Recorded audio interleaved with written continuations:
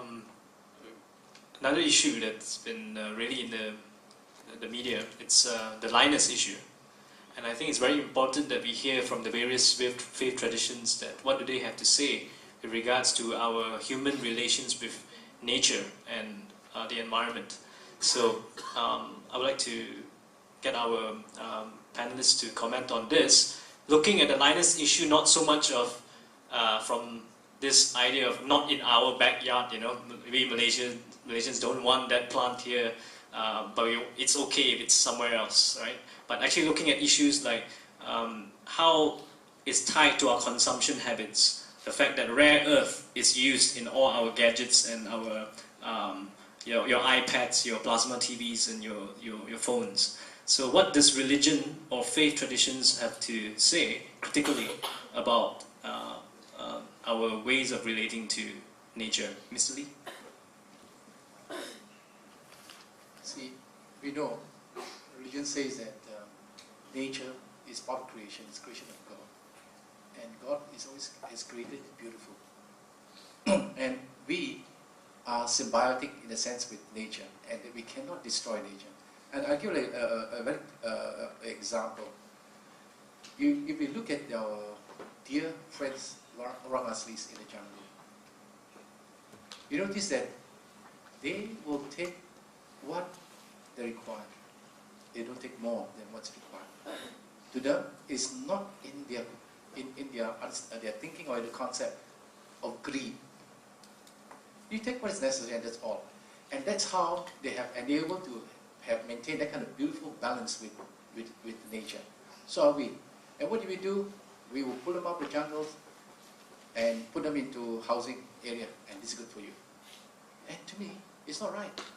So when you look at the Linus issue itself there, where it has got impact on the environment.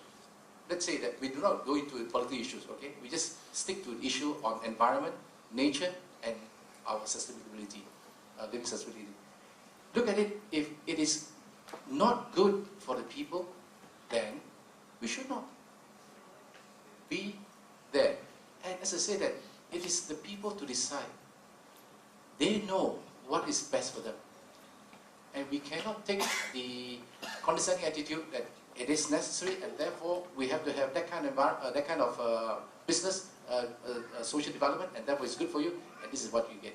If the people say that, look, it is not what we want here and it affects our life, it affects our health and so forth, then that has got to be taken into account. And beyond that, as I said, that it will be a lot of issues and studies be made, and we find that, as what the report says, that even Australian government will not take back all those recycled waste to be back to Australia because for reasons best known to them. And if that's the case, that gives us a lot of worry to the residents in that area. So it's not a question, for example, that, like you say, that it's not a backyard, but it's a concern of the Malaysian people. That if it happened in that part of the place, definitely it's a concern of us as well. As I said again, we cannot be driven by the sense of consumerism and economic sense that it's all material. It has got to have a balance in that sense. If rare earth could be substituted, if possible, something else, let it be. Because then it's not good for it. Now, which country would take it? We know that no country will ever take it in that sense. And we know that reports have said that how ships be carrying, these ships be carrying from this material waste from one country to another, and it's going round and round in the oceans.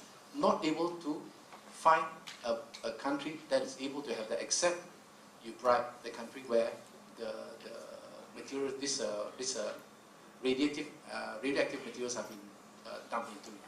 So I suppose it's a concern of humanity, how environment should be our concern, not only just Malaysian, but the world concern as well. We have Fuad. I think practically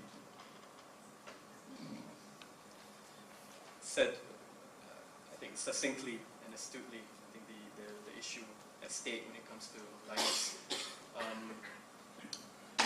one of the interesting things that you find is in the Quran is that nature is often referred to as signs of God, right? Ayat of Allah's sovereignty.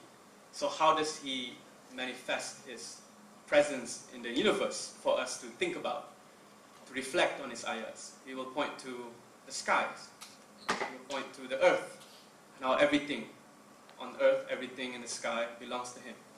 And when He speaks of the end of the world, it's also the motives of nature, right? So the mountains will be ravaged, so on and so forth. All of this suggests that if you don't take care of nature, you're not honoring or you're not really protecting the signs of God, because those are the clues, what we can turn to understand the extent to which the power of God is magnificent, is wonderful, so on and so forth. So one of the aspects, if we relate it to the larger theme of Tawhid in Islam, is that nature should be as much protected and conserved. Nature should be as much deserving of justice as the poor, as women, and as the oppressed.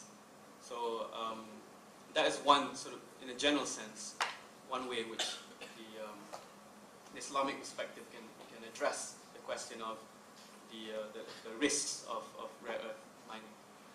But the more fundamental issue that Brother Kiaming mentioned is how the need for rare earths in the first place is a reflection of our increasing modern consumption patterns. Right? So rare earth, among other things, is used for batteries, is used for batteries in hybrid cars. Right? So think about this. Hybrid cars are designed to replace the consumption of petroleum by sort of conventional cars. Right? But in this replacement, you have the craving for another kind of raw material. Right? And this craving for another kind of raw material is creating more environmental disasters. I think where faith can help us better have a grip of this situation is in reevaluating our needs. How should we live? How can faith direct us towards living a more modest life, but a less materialistic life? Right? How can faith guide us towards a better appreciation of nature in such a way that nature is not exploited just as a resource for our uncontrolled consumer desires? So these are the broader questions that I think Muslims have to address. Because, I mean, right now, space is finite, right? The earth is finite. You have increasingly thinning ozone layer, you have polar ice caps melting. I mean, these are questions that are threatening humanity.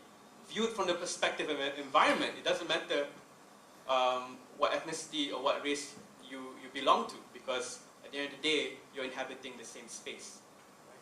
So Muslims have to do more in this regard, because my impression is that our fascination somehow with the more petty issues have obscured